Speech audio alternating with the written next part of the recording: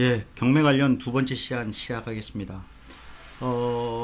일단 경매하고 공매를 제가 말씀드렸는데, 저는 주로 공매보다는 경매 쪽에 집중해서 말씀을 드릴 거고요. 사실 많은 부분이 유사한 부분이 많기 때문에 크게 내가 경매만 알고 공매는 모른다 해서 걱정할 부분은 없습니다.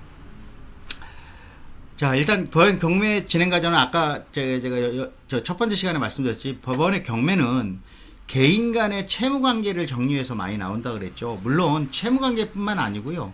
예를 들어서 그 2분의 1씩 지분을 갖고 있는데, 이걸 좀 지분을 반씩 가져야 되니까 그 경계를 구분해서 짓고 싶다 해서 신청을 했을 때 법원이 그냥 경매 시장에서 현금으로 분할해서 가져가라 하는 경우도, 그런 경우도 경매가 나오고요. 상속을 받았는데 상속 재산을 그냥 청산하고 싶다 쪽에서 그런 경우에도 경매로 나오기도 합니다. 참고로 알고 계시고요. 이렇게 경매 신청을 하면, 개인이 경매 신청을 하면 법원이 이게 경매를 할지 될지를 법원이 판단을 하게 되죠. 이거 금방 됩니다, 이거는. 그런 다음에 경매 준비 절차를 하게 되는데요. 대표적으로 서류 송달이 있습니다. 예를 들어서 내 부동산이 경매를 당하면 법원은 나한테, 야, 이상재 씨, 당신 부동산이 지금 부동산에서 경매를 진행할 거예요. 이의 있으면 제기해 보세요라고 서류를 보낼 겁니다. 그런 절차. 예를 들면 그렇다는 거예요. 여기에서 채권이 있는 사람은 다 신청해라라고 채권 신청 그런 절차도 보냅니다. 그런 것도 하고, 또 그 부동산이 가격이 어떻게 되느냐는 감정평가를 실시하죠. 이런 것들이 이제 준비 절차라고 할 수 있고요.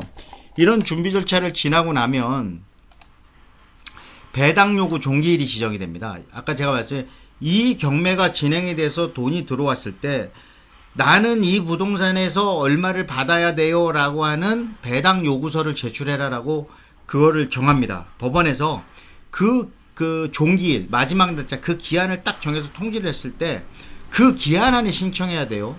물론 그 기한이 지나고 나서도 배당을 해주는 경우도 있습니다. 임금이나 뭐 그런 게 있는데, 일반적인 채권 관계에는, 그러니까 뭐 근저당권이나 압류 이런 관계에서는 배당 요구가 지나면 받아들이지 않아요. 요거는 참고하시고요. 그렇게 돼서 이제 물론 이제 돈 받을 사람한테 그런 얘기를 하는 겁니다. 그렇게 한 다음에 다 끝나고 나면 이제 매각 공고를 해요.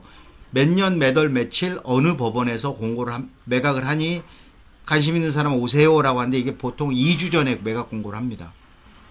그럼 2주 만에 갑자기 나온 물건을 내가 어떻게 하냐? 이렇게 생각할 수 있는데, 사실은 2주가 되기 전에도 예정 물건이라고 해서 사설 인터넷 경매 정보 사이트에는 이런 게 나와요. 그래서 예정 물건이 나오면, 이거에 대해서 관심 있으면 좀 기다렸다가 그게 공고가 뜨면 그때부터 이제 집중적으로 해서 어느 정도의 가격에 들어갈지 그걸 결정할 수도 있습니다. 이제 그 다음에 이제 매각을 실시하는데 입찰일이죠. 제가 지금 말씀드리려고 하는 거는, 경매를 신청했을 때부터 매각을 실제 진행될 때까지는 약 4개월에서 7개월이 소요가 됩니다. 이게 근데 절차상 절차상 소요 기간이 그렇다는 거고요. 현실은 이게 빨라야 6개월이고요. 길면 1년만 해도 실행이 됩니다. 이게 왜 중요하냐면, 경매 신청을 해서 조금 있다가 감정평가, 여기서부터 여기까지는 얼마 안 걸리거든요. 감정평가하는 시점하고 실제 매각하는 시점하고는 이렇게 기간이 한 6개월에서 1년까지 차이가 나는 거예요. 그러면 특히 아파트 같은 경우에는 시세 변동이 심하잖아요. 그렇기 때문에 이 감정평가하는 시점의 시세하고 매각할 때 시세는 완전히 다릅니다.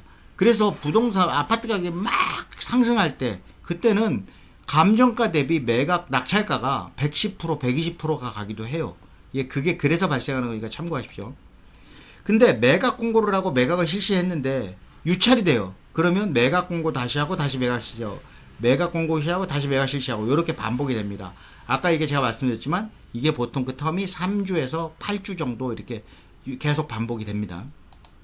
그렇게 되면 매각 실시되면 과연 이 매각해서 낙찰을 받은 사람이 낙찰을 받아가도 되냐라는 거를 법원이 심사를 해요. 이 경우 법원이 낙찰 받으면 안 되는 사람을 정해놓는 게 있습니다. 몇 가지. 그것까지 말씀드리면 복잡해지니까, 아무튼 낙찰 허가 여부를 결정하면, 낙찰 허가라면 낙찰 받은 사람이 보통 30일 이내에 낙찰 대금을 납부를 합니다. 이 사이에 사실은 낙찰 받은 사람이 낙찰을 이 매각 실시할 때 입찰 보증금은 10%를 내거든요. 일반 부동산 거래 계약할 때 계약금 10% 내는 거랑 동일합니다. 그 내는데 그 허가가 나기 전에 만약 낙찰이 불허가가 나면 그 10%를 돌려줘요. 근데 낙찰 허가가 나면 물론 내가 받기 싫어서 낙찰 불허가를 내가 신청할 수는 없어요. 근데 낙찰 허가가 나면 그때부터 30일 이내에 혹시 이 물건에 진짜 다른 하자가 없는지는 이때 집중적으로 체크를 해봐야 돼요. 만약에 문제가 생기면 10% 계약금 포기하더라도 잔금을 안 내는 게 이득일 수도 있습니다. 그래서 요 30일 이내에 집중적으로 부동산을 파악해 봐야 된다. 요거는 중요한 사실이니까 참조하십시오. 그래서 법원 경매정보 물건 내역을 이렇게 일단 제일 먼저 나오면 이렇게 아까 제가 그 코트 옥션.go.kr 보면 이게 나온다 그랬죠. 그러면 이게 기본 화면입니다. 이게 보면 서울중앙지방법원이고요. 그 다음에 사건 번호가 2023 타경 112487 이렇게 나오는데 2023은 해당 연도고요. 경매 물건은 다 타경입니다. 그 다음에 이 뒤는 이 사건의 고유 번호죠. 보면은 서울특별시 동작구 상도로 53길 8 320동 7층 704호 상도동 레미안 상도 3차 아파트. 이게 저기 숭실대학교 바로 옆에 있는 그 제법 인기 있는 아파트입니다. 요게 매각 기일이 7월 17일, 오늘이 7월 15일이죠. 내일 모레네요. 내일 모레 10시에 제4할별관 제211호 법정에서 입찰이 이루어진다는 얘기예요. 이게 감정평가액이 15억이고요. 최저 매각가액이 15억입니다. 이건 뭐냐면 감정평가를 해놓고요. 1차 매각 기일에는 그 감정평가에 그대로 100% 가격에서 출발합니다. 이게 아까 유찰이 되면 감가가 되고 감가가 된다고 그랬죠. 그거는 다시 설명드리고요. 아까 제가 말씀드렸던 거에서 여기 하나 더 말씀드릴 게 뭐냐면 사건 접수일하고 경매 개시일, 그 다음에 매각 기일이에요. 사건 접수는 23년 8월 29일이고요. 경매 절차를 개시하겠다라고 결정한 매각 결정이죠. 경매 결정인 9월 4일, 불과 6일 만에 된 겁니다. 그런데 경매 개시일이 23년 9월 4일인데 첫 번째 매각 기일이 7월 17일이에요. 거의 10개월 만에 열리는 거죠.